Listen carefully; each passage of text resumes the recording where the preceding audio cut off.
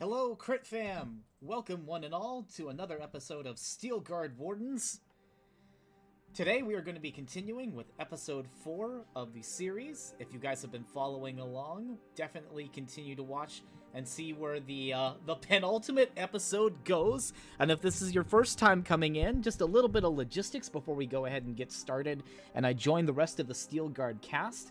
Steelguard Wardens is a Dungeons & Dragons 5th edition live-streamed tabletop game utilizing key material from a brand new Dungeons & Dragons 5th edition supplement called Creed's Codex, Arcane Secrets of the Summoners, which is created by the wonderful folks over at KnightVisionCreative. KnightVisionCreative has created a plethora of fantastic content exclusive for this particular series. Please definitely give a huge shout out to these guys. Check out their content online. You can find KnightVisionCreative's info in the description of our YouTube video, specifically for this stream. If you want to check them out, definitely, I 100% recommend you guys check out the material. It is a wild ride with the ability to not only create a summoner class, but also several variants or subclasses within the summoner class itself, some really fantastic spells and feats, and also the ability to develop or build symbiotic weapons and armor that evolve as you do. Creed's Codex has a lot of fantastic stuff, and I highly recommend that you check it out. Heck, if you check it out on our website at www.CtrlAltCrit.com/Steelguard, you'll get a free spell from the Creed's Codex book, which is pretty crazy. It's called Phoenix Wings. It's a wonderful cantrip. I definitely check it out. And if you want to be able to see more of this fantastic book, definitely check out KnightVisionCreative's content, or watch more of tonight, because you'll be seeing a lot more of it there too. I just wanted to get all the logistical stuff out of the way. It looks like we are still missing our Dungeon Master. He is very much missing in action, but I know he'll be starting shortly. So hopefully I can hold the fort down with the rest of the Steelguard cast. I know they're very excited to continue today's episode. Man, have they been scheming. They have been scheming a bunch. Let's go ahead and get back in with our Steelguard crew and have some conversations, shall we? Yeah. Hey! Hello. Oh, there he is. I have returned. Sorry, I just wanted to let folks know the awesomeness of Creed's Codex before we go ahead and get started. How are y'all doing tonight? Pretty good. Yeah. Pretty good. It's still very early in the morning for me. I've still got my toast. Yeah, context for folks who are watching online. Aiden or Mist is in a different part of the world, so while some of you may be watching over in the North American time slot because you're familiar with our content, those who are on the other side of the equator, or I guess other side of the planet, National Dateline. No Aiden's pain. He's across the pond, as they say. That is fair. We are without our fearless leader right now. How are you guys? I know you guys have been scheming. Before our DM gets in, do you want to give us a rundown of what y'all have planned tonight, or are you gonna wait until the session goes through? I mean, everyone's thinking it. I'm just saying it. Gank Yas. Yeah, I was going to say, I'm fairly sure we've settled on the codename Operation Fuck Yes. Fuck yes. And not in a good way. Just end that guy. I mean, it's fair. Even chat was like, this guy's gotta go. So, I mean, stab him in the eye. We do have CR2 MFSTs. We could fuck him in a very uncomfortable way. ooh. Like, we could do like real bad hentai stuff. Whoa. I mean, Well, I'll leave you to that one. I was like, keep that one off of Twitch and YouTube, please. I don't know if I can handle the tentacles. No. I think we just make this as violent as we can in relation to Yes. We find a new room. We do what we can to just act on the knowledge we had. There are things we can do. I think we had a for really 100% Yas's. Yeah. I think we had a really good combat game plan last time. It was just that Yaz and his little minions popped out of nowhere and then like ganked people that threw us off. So if we can figure out a way to block that or prepare for it, and then just be like, all right, somebody needs to have a good plan in the back, because I would like to bring in the cleric again, because that was super helpful. Oh yeah, absolutely. He was absolutely invaluable.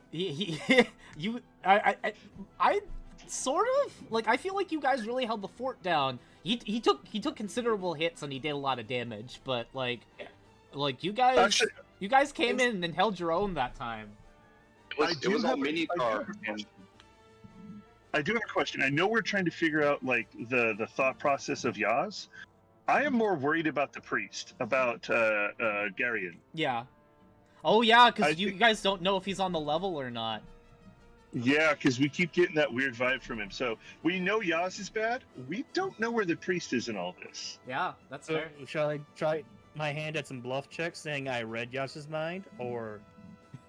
Well, I think we can go. I think we need to figure out if the priest is on our side, because we keep trying to bring him with proof. Yeah. And if he's not on our side, we're in trouble. Yeah, that seems like a good solid way to start. Hey, Blazebug, thanks for joining us in the YouTube chat. Getting excited. We're gonna do some Dungeons and Dragons, man. I think that's been the biggest thing that I've very much enjoyed since I've watched you guys started playing. It's been a while since we had some true D&D on CtrlAltCrit. It's nice to have a return to form. It is. It's also been really nice to actually be a part of a online game that hasn't been a dumpster fire of communication. So that's also.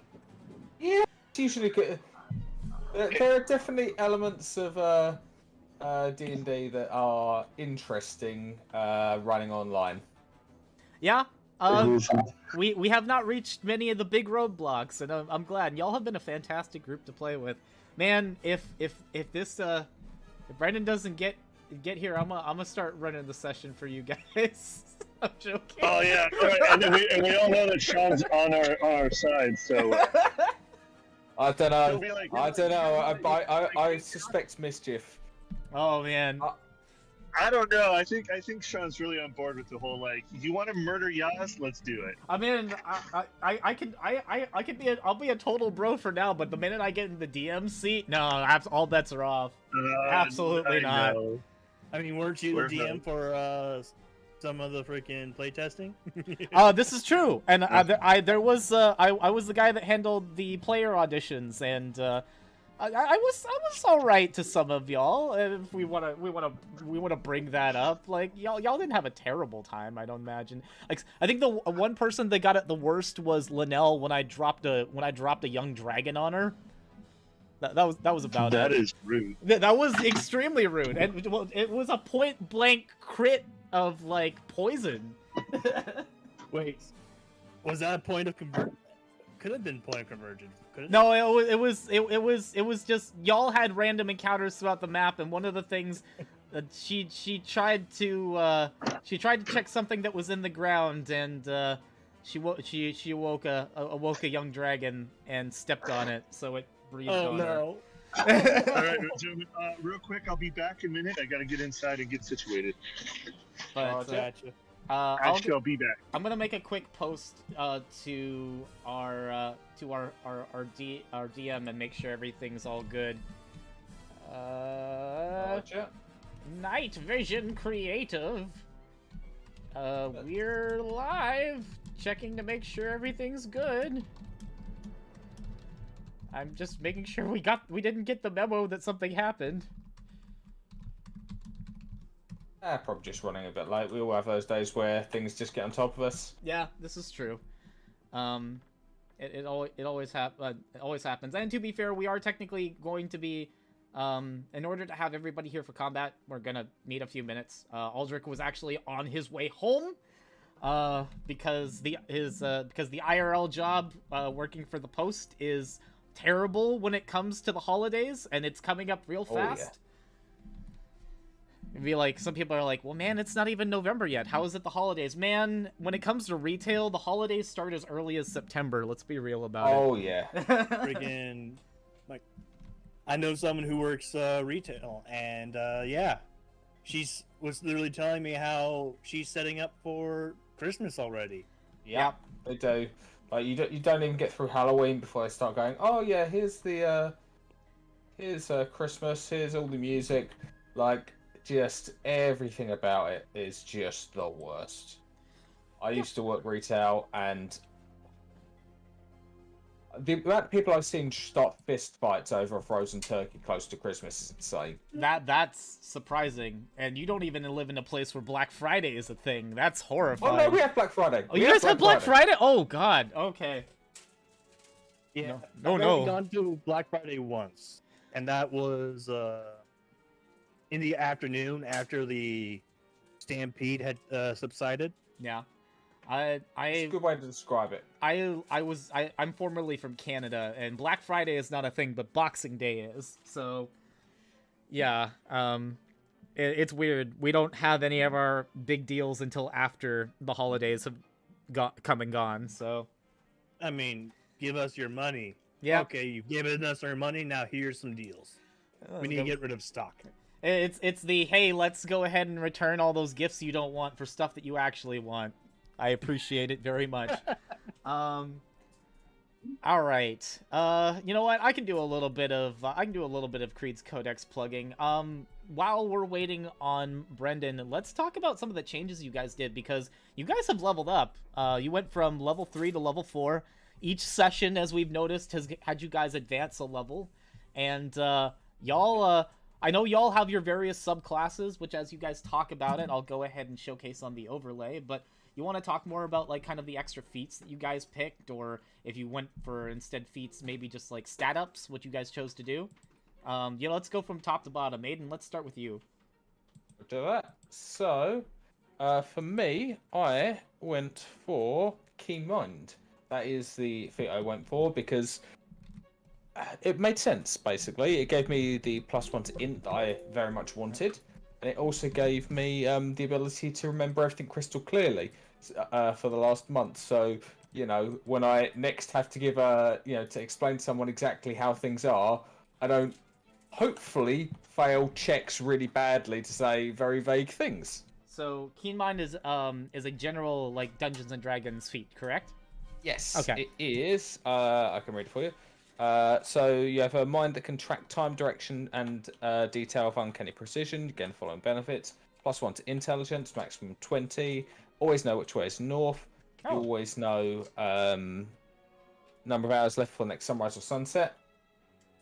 And also, you can accurately recall anything you've seen or heard of in the past month. That seems pretty cool. And would you remind me which subclass of summoner you went for? I am the evolutionist. Oh, you went for the big green.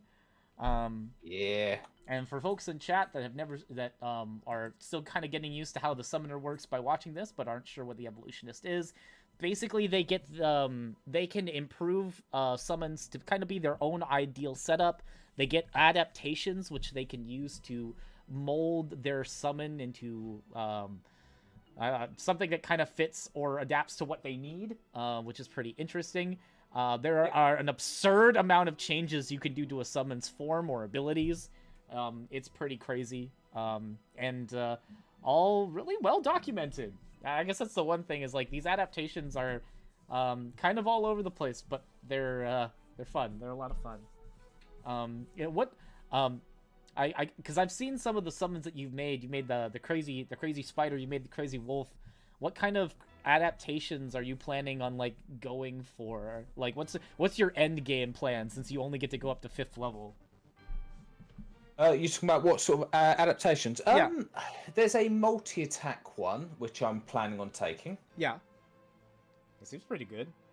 So there'll be a multi-attack one, and that will be just means that I'll get 2 attacks, an extra attack instead of like you can take multiple times if you want. at the moment I've got pack tactics and increased reach, which is always good. Yo. So I'm going to double down on that and just go for, let's just get more attacks, more advantage and things like that. It is sort of what I'm doubling down with at the moment. And also just like working on the damage types, like just saying we've got, being able to change damage types to whatever we need at the time. That is, it's good fun. I enjoy it.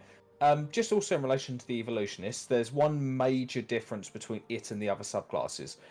Everyone else can learn creatures. Everyone else can point to a creature, learn it, and then summon that exact thing. The evolutionist cannot. Oh, that's right, because you build an Eidolon, which is like your Yes. ideal build of creature. Yes, exactly. You're building the ideal creature, or something along those lines. You may have perhaps you've got a literal thing, like a being that you are slowly just improving over again. You might be creating a new life. You might be doing different things. Mine's a little bit different because it is most definitely learning about something. But it's not perhaps creating something new. I mean, that seems really dang cool. I'm excited to see how your changes are, like how the rest of your character flourishes with the enhancements that you've made to Aiden. Bangle, what about you? Because I know we've all talked about our subclasses before, but just since we're starting over with another start of another episode, what subclass are you for the reference of the audience? So I've taken Colossus, Okay. which is focusing on a single summon. It's gives you various bonuses, like if your summon crits, instead of rolling twice the damage, you now roll 4 times as much damage. Yes! It's really, really good. And we saw it to great effect earlier in this season. Ground a skeleton to complete dust. Oh. Like there was nothing, absolutely nothing left of that thing. We also had a hard time figuring out what 4 times meant. That was fun. That's true. Math is hard, apparently, We had issues with basic math last week. Hey, it's not a D&D game if you can't ritual cast math, right? For my... It's collaborative storytelling and collaborative math. Very educational. For my feat I took telepathic intelligence, which is just the intelligence version of telepathic, raising my intelligence by 1, getting me that plus 3. Gotcha. And now I can use detect thoughts once per long rest. That seems pretty good, and that's exciting. Pepper, what about you? If I remember correctly, Pepper, your is it Hive Mind? Or I am the Convergent. Convergent. So No, that's right. You're the one that goes. Yeah. You're the Chaos one. You're the Chaos one. So the funny thing is when Aiden said that if he was the only one that can't summon a specific one, and I'm pretty sure I can't summon a specific one either. Yeah. I don't know if I'm forced. I think I'm forced to use the table, but anytime I want to summon anything, I say I'm going to summon using this many points, and then I roll twice. I roll once to figure out what type of thing I'm summoning, and then I roll the other time to figure out what I summon. So I don't know what the new... Brendan said that he changed the table. Yes. Recently? Actually, as a matter of fact, and it's quite funny how it happened, is I believe post episode, Brendan updated the point of convergence table, and I have the updated version right here. Oh, I have not seen it. The whole dang thing is right here for reference, which I'm...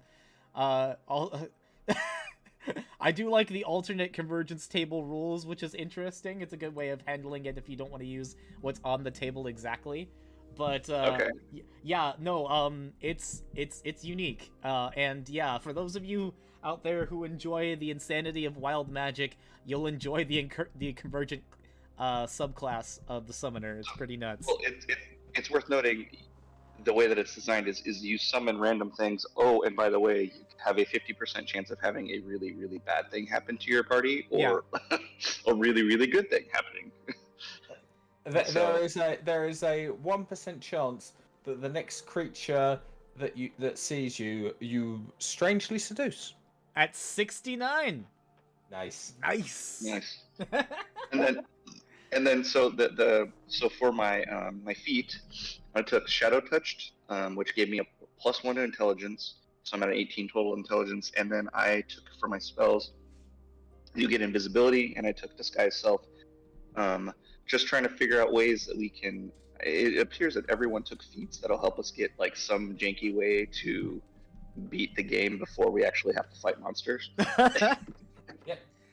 And so we all kind of have, each of us came up with a feat that will give us a leg up on Yaz and how we can try to beat Yaz before he actually summons the whole party. That's on the true. line of the awfulness. Oh man, it's exciting. Aldrich, you're alive. It's good to see you again. I am. Thank you. Yeah. No, it took me a few minutes to get set up. I messaged Brandon. I don't think he's still around yet. So Maybe when he saw that you were coming in a little late, he thought he might have a little bit of extra time, or potentially. I know that a little while back his little one wasn't feeling well. Hopefully everything's good on his end with his family. Fingers crossed. I mean, if we do end up having some kind of emergency and something goes wrong, we'll call this a 0.5, and we could always reschedule. But fingers crossed, everything's good.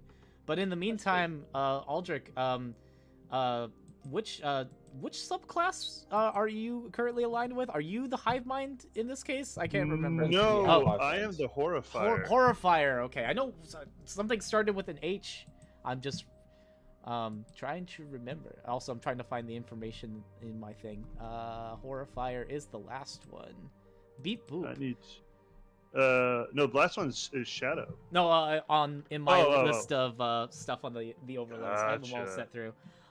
But with the what kind of plans did you do with your your 4th level as far as like the feats that you chose or any decisions that you made with it? Oh, I took skill expert Okay. with intelligence and investigation, because I will be damned if I don't learn that stupid choker. If it's not the last thing I'll do. I expect nat ones all around for the remainder of learning those. And then I ask Brandon for bountiful luck. Exactly. Proficiency level, expertise. There we go. Yeah, submit. All right, cool. I now have a +7 investigation, so I'll take it. Yeah, that's gonna take you far.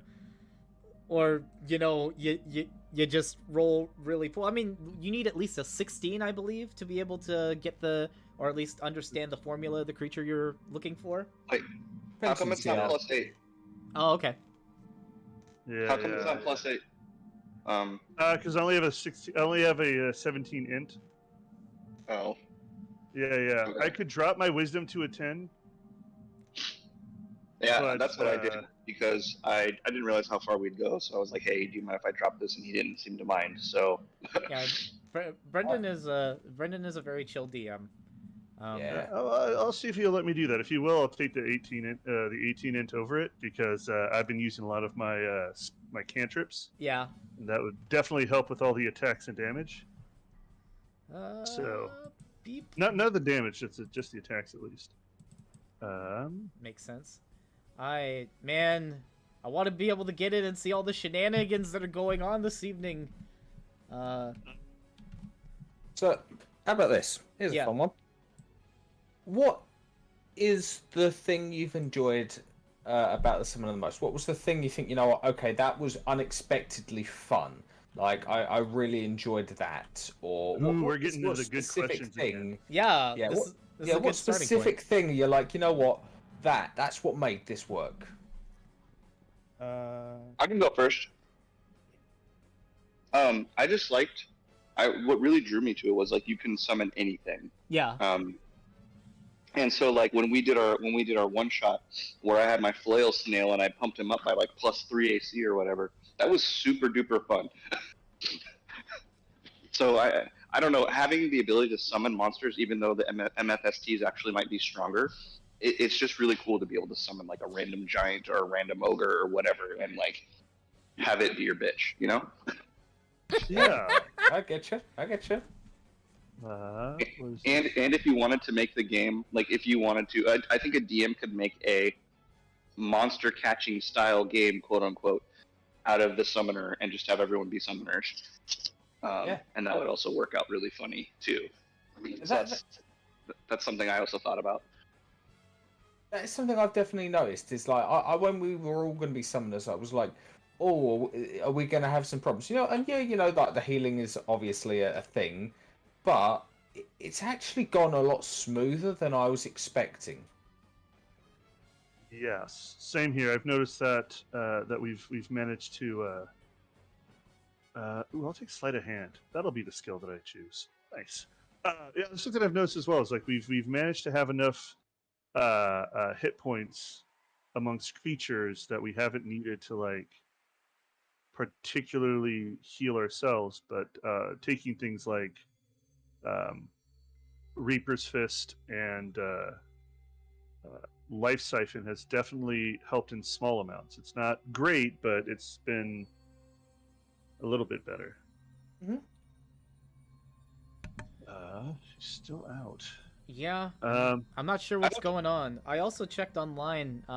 He didn't respond to any of. He usually responds to some of my posts when I make things online, letting him know, hey, the video links are up, the tweets are out. I didn't get any of those, and I haven't seen him respond since like 12 this afternoon. So I'm hoping everything's okay. Well, we can keep with this interview though. Yeah, let's keep it going. Let's keep building. Let's keep building on from here. Yeah, I think I wanted to mention. Oh, go ahead. I was gonna say one thing I want to mention is like we haven't had issues with the healing, but we also haven't had a chance to like short rest. Like we don't get to short rest at all. So like we're only playing like one shot every time, and like on a longer campaign or like a longer adventuring day, like our party makeup might have different effects than we even realize now. Yes. And also because like you get all your summoner points back on a short rest. So well, we have managed to short rest once or twice the last time. We just weren't able to we haven't been able to take enough time to really study the books that we're picking up. Mm-hmm. Anyways, go on. People haven't mentioned like what they also like about this class. Yeah, I think my favorite part is the roleplay aspect. Because during the playtest, we were interrogating what we thought was a bandit, and he was refusing to give us any sort of information until I sort of summoned a snake as big as I was and wrapped it around myself, saying, okay, we do this the hard way. Oh, hey, I remember that. That was the point that got you past the audition process. Low key, I'm not even joking. Nice. That's awesome. That's awesome. The guy Sean described it was, yeah, you see his pants visibly become darker, and he starts speaking normal human or common. The funny thing about that comment, I didn't playtest with you, but one of the funny things I realized is I didn't think of the out of combat summoning aspects until getting to the playtest. Yeah. And Sean was like, hey, what are you doing with your summon right now? And I'm like, what am I doing with my summon? I think I'm going to summon an ape, and it's going to like cut down trees and help us build campfire and stuff. Like, I didn't think about that. Like, I could just have some summon, throw it out there, and have it do menial tasks for us. Yeah.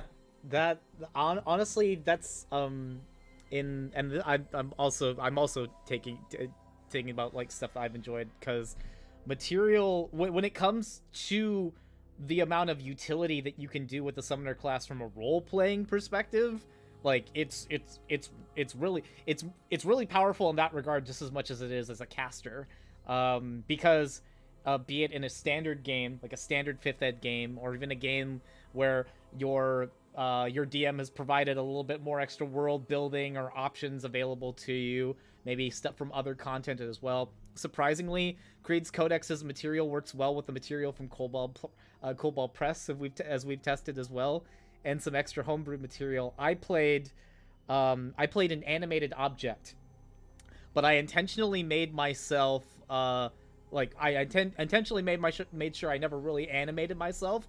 I had my summon be the player character, if that makes sense, or be the facade of a player character.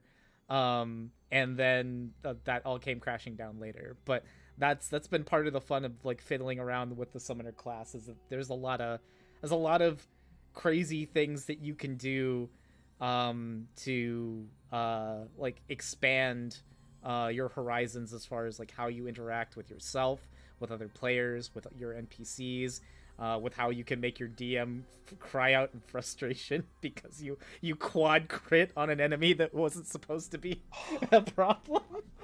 That quad crit is just my favorite thing. So I've been running. It's the out of combat and even the combat variety for the summoner has really stuck with me. In the playtest I ran with Sean, we actually had we actually did a joke about Magic the Gathering and the fact that we had nothing but bears on the battlefield. And that was hilarious because that was very fun to do. But I've been running as a player and as a GM in outside games, and I've been running as a GM NPC for a bunch of like junior high kids. And one of the kids was like, "Oh, you can summon an ape," and I'm like, "Yeah." They're like, "Can he King Kong?" And I was like, "Well, he is a Colossus." So I made a gargantuan. I made a King Kong, and we played Rampage in a small village, and it was hilarious.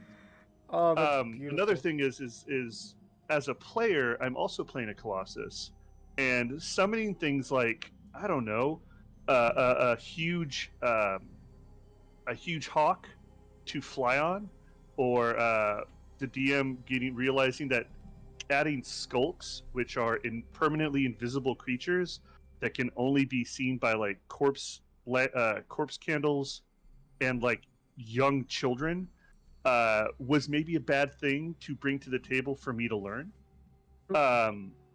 Because now I have access to invisible creatures when our thief is not able to make the table. So yeah, scouting's been fun. So the realization how versatile the class is in every situation is absolutely bonkers. There is always something you could do, like whether or not it's the thing you choose to do at the time, like whether or not that's the right use of your resources. There are lots of times where there are so many things you could do, and it's just very interesting. Yeah, When you were talking about the skulk, Aldrich, when we were setting up specifically for the one shot, I was like, okay, I have a limited number of summons known.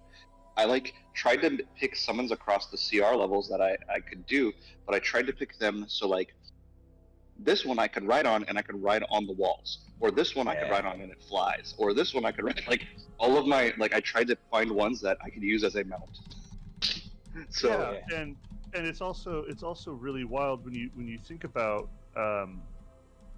the reality imagined is a wonderful force augment that allows you to spend a single summoner point and create a force constructed tool of any type. So a little peek behind the scenes, I thought we were going to be doing something other than Groundhog Day. So Aldrich was originally supposed to be a dwarven tinkerer who was going to be an evolutionist, and he got rid of all of those dwarf proficiencies to take tools, so that in any situation we were in, he could summon the proper tool and be proficient in them and use them in almost any situation. Oh, dang. And that is something no other class can do. There is also one other fun thing the evolutionists can do in that, for that sort of thing, which is you can, with certain evolutions, you can actually give your summon your tool proficiencies. So you can literally be working on something with your summon. So in theory, you'd potentially be cutting crafting times for magic items and things like that in half, because you and another person are working on things at the same time who shares your proficiencies, including expertise and things like that. Yep. It is I was wrong. The conjuration wizard can also summon tools as needed, but the ability to do that with just a single point of a single summoner point, and then also, like you said, add it to like your evolution as your evolution eidolon, it blows the top off the conjurationist in that regard. Yeah, I'm pretty sure artificers can also summon whatever tool they want. yeah. I think their focus is their tools, I think, or something like that. Oh, no, they... There's like a third level skill where they can like change, like summon any tool and be proficient in it, I think. Yeah. It's just another notch in their belt that is just amazing. Hmm? I think really enjoy the versatility. It's just great. I think the one thing I take away from doing the playtests and reading up on the class and talking about it so much in the other servers and channels is it is something that a DM has to be very careful not allowing at their table, but how they interact with a summoner, because a summoner in a lot of ways can overshadow other classes if the summoner character and the DM are not careful. Barbarians are tanks. Well, so is an MFST. An MFST has more hit points at its CR than most characters will have. You can out druid the druid for summoning in a lot of ways. You can. The only thing it doesn't have is like actual spells. So like you can't heal, you can't teleport, but you gain fly at you can basically gain fly at level 3, especially if you're a conjurationist. If if you find a giant eagle, which is a CR1 creature, you can summon a CR1 giant eagle at level 2, which can fly up to 2 or 3 people. And if you're a colossus, it could be huge or gargantuan. You have group flight at level 3. Which I think is a good thing and a fun thing to have, which makes it unique. But the DM does have to, like, these summons have got pools of hit points. Yes. So the DM does need to, and I think it actually makes it quite interesting because for a lot of other summoners sort of things, you can kind of just burn the summon down and be fine with it. But with these, like, the DM has the choice of, okay, letting you have your moment of, okay, yeah, the summon's just going to tank the damage. And no, these things know what they're doing. They know where these things come from. They know how to get rid of these things quick. Because you have to protect yourself, and you have very little to, like, actually do that a lot of the time. It's a game of whack-a-mole. Yeah, whack the summoner. It's true. I think we'd be remiss to not mention how much work Brendan has put into this, and how well crafted and well written it is. Like every time I ask him, like, hey, why didn't we do this? And he has already thought about it. Or like how, like, when you look the damn artwork for this, it just looks incredible. Like, I look at some of these other Kickstarters out there, and I'm like, what makes Brendan's better than these? And like his isn't like, because he's just by himself right now. It's not like a full company, but like outside of the Kobold Press ones and things like that, like his work just looks better far and away than most of the other Kickstarters I've seen out there. He's also been really receptive to playtesters and having ideas pop up, and he will run ideas and be like, look guys, I really like the way this spell is going. What is it? That's the appendage. The marionette appendage.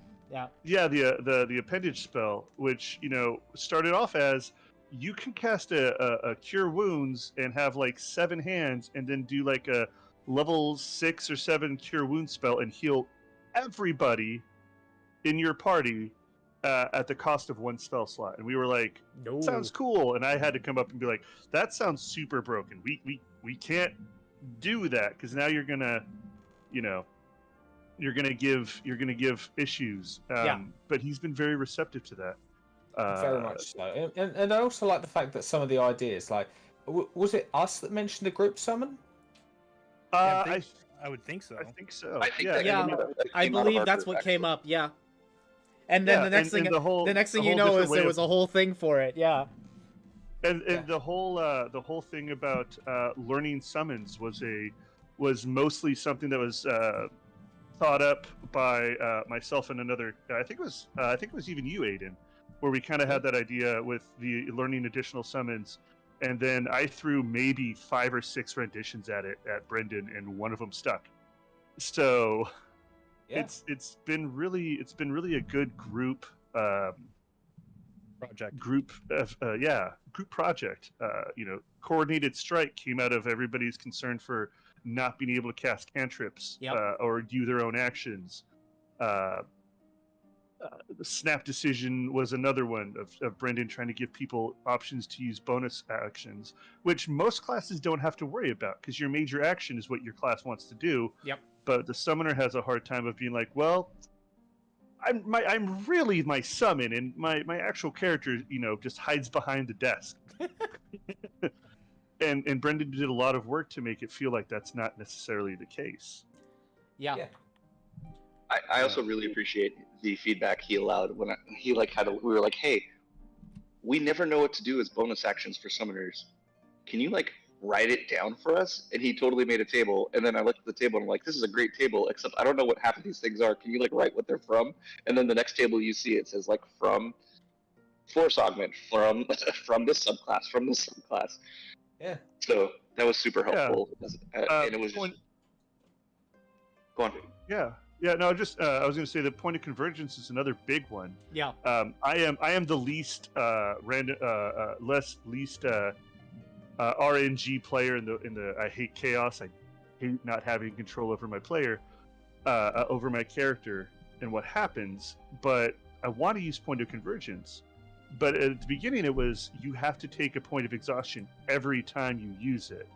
Yeah. And that became crippling because there is a another peek behind the curtain. There is a number on the point of convergence where you gain 4 levels of exhaustion. 5. Yep. Well, it was 4 at the beginning, and that was when you if you spend a point of convergence, then it was 5, and you would die. It's like your character becomes incapacitated, and 1 more level of exhaustion, and you're dead. And that was changed. Cognitive overload was another think tanked idea, and it's been a really awesome experience. Yeah, this has felt like a work where the person isn't so married to the idea they're not willing to go, okay, what is the right thing to do? This has felt like a project where if something needs to be changed, it needs to be changed. Yeah. And that's been very open and very absolutely fine. It's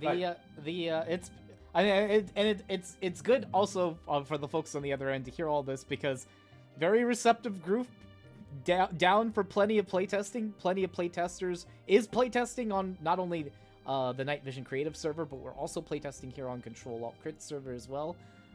We actually have a Steelguard, an in-universe Steelguard game coming up in the casual games board for those who want to make it in.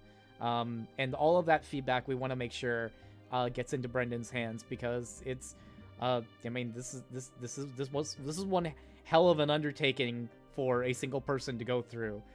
Man, do I know that feel as a game creator. It sucks. Well, I think at one point in time he was running like 7 to 14 playtests with pre-made characters of different levels, trying to get the numbers down, trying to get as many experiences as he could with all of the different class features and how they interacted with other classes. He has an entire table comparing the most powerful subclass characters and builds, comparing them to each individual subclass for the summoner and ranking them.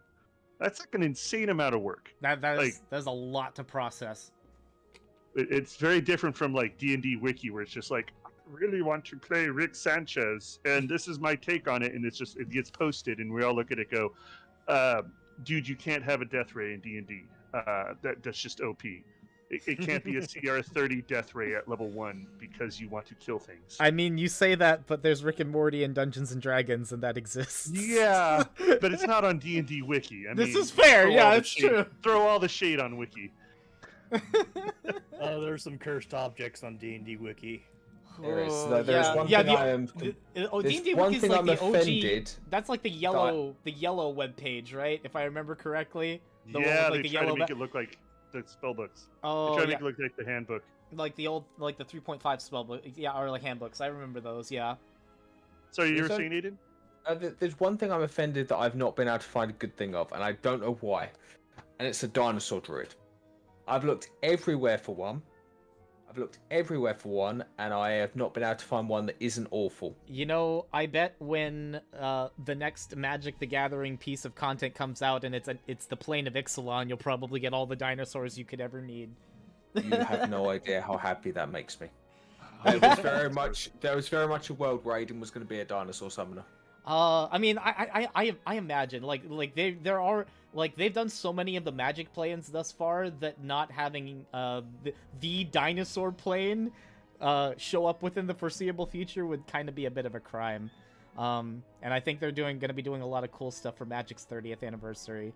Though I'm pretty sure Dominaria comes next, and that's kind of a big one. So, you know what? While we're here and we're talking, because we've been talking a lot about 5th Ed, but what kind of content are you guys excited most to merge the Creed's Codex book with in the foreseeable future, or with content that already exists now? Because there's a lot of games on the horizon in 5th Ed. There's Dragonlance coming up. Planescape is coming up in the near future, and man, that's going to be a trip if there ever was one. Spelljammer just released. Like, what are you guys wanting to kind of use for your own games or for your own characters in 5th Ed? See, it's not anything new. I would love the summoner in a Ravenloft game. Ooh. I would spoilers for anyone who it wasn't obvious for. I am a massive goth at heart, and I would love just like the fun you could have with a summoner in a gothic-y horror thing, like fighting the darkness with the dark, having to summon the things that have been hunting you, or like trying to just hold on and summon only the good things, you know. Like there's so much fun you could have with that. And like you could even like play off like the summons being slightly twisted when they're summoned. Like there are so many things you could do flavor wise. Yeah. And I am here for it. That, and I'm just a god, so anything Ravenloft is fun. Now, did you ever play OG Ravenloft, or you're just like as far as like 2nd edition, or are you like Curse of Strahd was kind of your intro for it? I've only been playing for about a year and a half, give or take. Yeah, I'm fairly new. I've not played any other editions at all. Oh, well, hey, that's... Oh, man. Original Ravenloft was so brutal. Yes, it was awful. It was as close to a game of Cthulhu as you can get in D&D for the longest time, excluding, you know, the Tomb of Horrors. Yep, that's true. Yeah, it was very much like your character's gonna die. I hope you have backups. Multiple, plural. Yeah, no, I remember OG Ravenloft. It was a time. I'm appreciative that Curse of Strahd occasionally, slightly will pull its punches, but not enough that anybody who's dumb doesn't get. You know, I've had some weird deaths in Curse of Strahd, both playing as a DM and playing as a player. I had one of those weird deaths. I died of exhaustion, of all things. And for those of you who are wondering how that happened, those of you who have played it know where I'm talking about. I think the one that I would... Yeah. House of Horrors is a good one. I think the game that the campaign setting I would most like to go back and redo is one that gets a lot of hate, which is the Horde of the Dragon Queen, because that was a very linear campaign, and it had a lot of mistakes. There are so many amazing classical D&D creatures in it that, you know, you've always wanted to play as, you've always wanted to mess around with as a player, but as a summoner, you know, you could summon a roper, or, I don't know, young dragons, or half dragons, or giants and all. It's nuts the number of classical creatures in that setting. Yeah. Another one that would be fun is Tomb of Annihilation. Yes, Tomb of Annihilation would be a great one. Because all of those random encounters, you encounter a wide variety of creatures. You can almost go in any direction you want, and then someone could actually serve to solve some environmental problems as well. What about? Aren't there dinosaurs on that one too? So you Yes, can there kill are. 2 birds. There you go, man. Yes, there are. So imagine that pack tactics, hive mind. Oh wait, Yep. pack tactics is evolutionists, but hive mind raptors. Man. Yeah. Yes, raptor swarms. Yes, That's just what you need. That is exactly what I need. I'm so the glad funny- someone went there. The funny thing is, you're talking about, Sean, you're like, what do you want to do it with? I'm like, I have only gotten 1 game going at a time. Like, Yeah. this is my 2nd game. So, like, I might try to sneak it into my Strixhaven game. Or, like, a bad guy or some random guy will show up and he'll be a summoner. But I don't think I'll be able to work it in unless I kill one of my guys. Which, I might kill one of my guys, I don't know. As you do. I was expecting it to be like, I wouldn't do that. And then it was just, nope, commit. Yep, yeah, to go all in on it. Man. Yeah, I'm... Freaking just go to your DM like, hey man, I know you don't like killing people, but let's plan this out, shall we? I mean, that's always good. Like, giving knives for the DM to twist either on you or other players is always a great time. I have a buddy that I was talking to today, actually. I've expressed an interest to play a paladin. I haven't played a paladin since 1st edition D&D 30 years ago. And he was like, don't be the a-hole paladin. And I told him, dude, if I'm the a-hole paladin, you have my express permission to give my character a brain aneurysm. He's like, oh yeah, save or go unconscious or something. I said, no.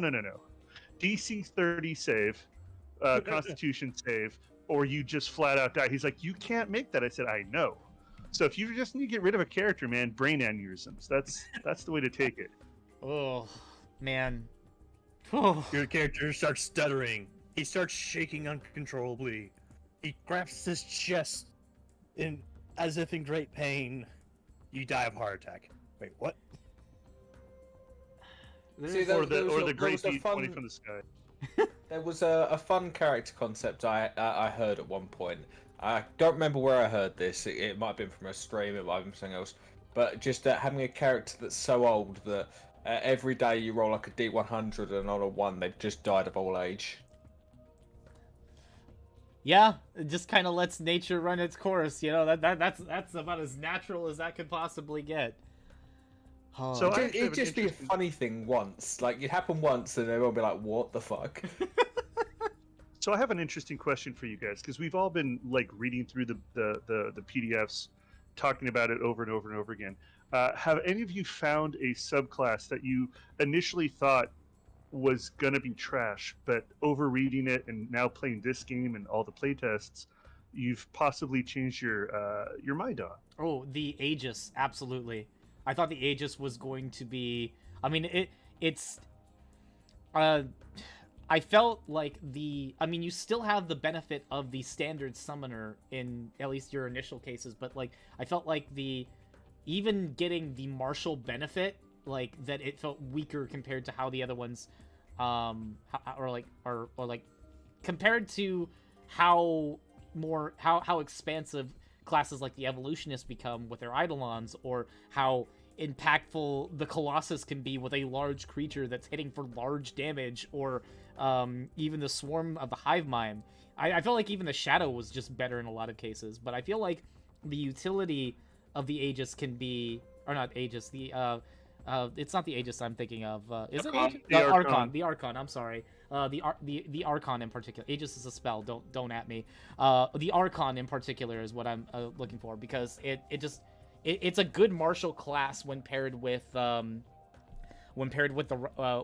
either with like the right kind of multi-class build, or when you know how to I guess game or meta game, not necessarily meta, but like build your character right. The Archon very much ensures that you need to have a knowledge of how your your combat is affecting your battlefield. And after playtesting it, I got a little bit more, not even like with the level 10 playthrough, but just afterwards, I felt a lot better with it. I think it's a lot stronger of a class than I initially perceived it was. What about y'all? I thought... So no, go. Oh, I was gonna ask y'all. What about y'all? I don't know that I had one. I was like, I think this one's weaker. Yeah. No, I can't think of one. I was sitting there and thought, you know what, I think this one's weaker. There are definitely some that lean towards my personal preferences more. Yeah. Cough Horrify, Cough Hive Mind. Yeah. Frostbite didn't take any of those, but it was bring up the details of the oh, there's the Hive Mind. Is it, so, but I think they're all pretty well balanced. Like, the thing that's interesting is normally I'd be like, okay, there is a clear winner here. Yeah. And I haven't felt that. I very basic. I feel that the Colossus is my favorite one. Yeah. Because I just love the idea of, I have found a hamster. This is amazing. We can do the hamster. I'm gonna make it gargantuan. Yeah. I'm gonna summon Boo. Gargantuan hamster and ride it into Yes. town. Yeah, I know. I saw the thing you posted in chat, Aldrich. I'm sorry. Yeah, Aegis is a spell. Yeah, I'm sad. Man, it's been a week. The Archon is what I speak of when you're looking at it in the playtest material. It's Archon. It's Archon. Aldrich, Done it. the funny thing I was gonna say, Aldrich, is that you're mentioning the Colossus. It's the most vanilla one, it seems like. And Yeah. I was like, whatever. This doesn't have any bells and whistles, but like, it seems really fun. Man, the Archon. I'm sorry, not the Archon. The Colossus hurts. It hurts. Oh yeah. It hurts good, but it hurts. I also like how, like, a lot of the time action economy wins. So, like, you'd think, oh, the Hive Mind is going to be the strongest because you can summon the most dudes. But at no point do I think, like, a lot of time I'm like, yeah, that's obviously the one, like, the thing with the most attacks wins. But man, that Colossus, like, the stuff you can actually do with it is great. And when that thing hits, like, the quad crit. Yeah. Like, the fact I have to say quad crit. Yeah, I think the reason the Colossus is my favorite is because of how much out of combat benefits it has. Because the evolution is, yeah, you can tailor, but once you've tailored it for level 5, you can't change anything until level 6. The Convergent is the one I have the hardest time liking,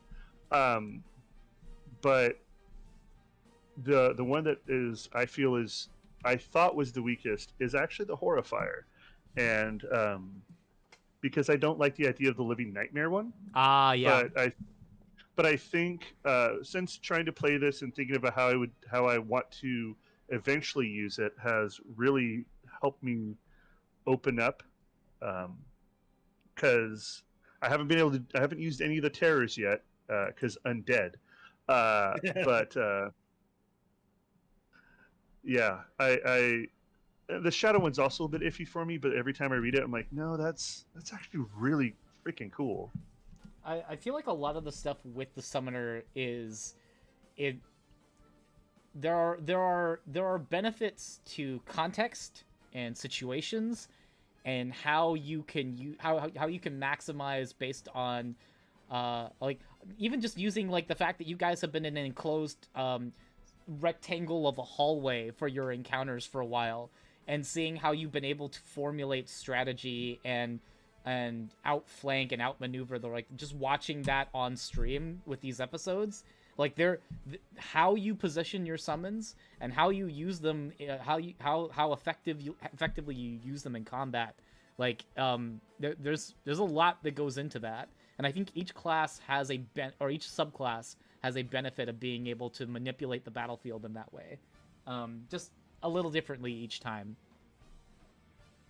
Yeah, and I actually think that, especially like the size changing thing, that doesn't seem like a thing that'd be like, oh, this is really important, but it actually does have a lot bigger of an impact than I was expecting. Yeah. I have to say, like, you can get real creative for that, like blocking the hallways and stuff like that. It's, yeah.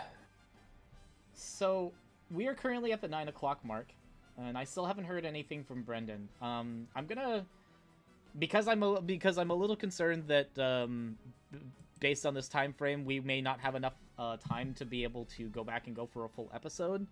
I think what I'm gonna go ahead and do, and for the people who are currently in the video right now, you heard it here first. You came in for Steelguard Wardens episode 4. This is in fact now Steelguard Wardens episode 3.5. This is a player interview. I'm gonna change everything up on the video's title going forward. The thumbnail will change, so you know now. People are gonna come in and see this link and be like, 3.5. What happened to 4? And then you'll have context. I'll explain it in the comments and put it there. If Brendan does return within a foreseeable amount of time before we end, I will start a new video and we can start Steelguard Wardens episode 4 from scratch. But I just want to make sure that for people coming in that they're able to kind of get into the meat and potatoes of the episode. And if we're already an hour in, that's not feasible. So hopefully everything's all good. Folks in chat, definitely send your thoughts and prayers over to Brendan. Hopefully everything's solid. And for the rest of these players, man, thank you guys for like continuing to be a part of this game and playtest for Brendan's sake, and be a part of the CtrlAltCrit community.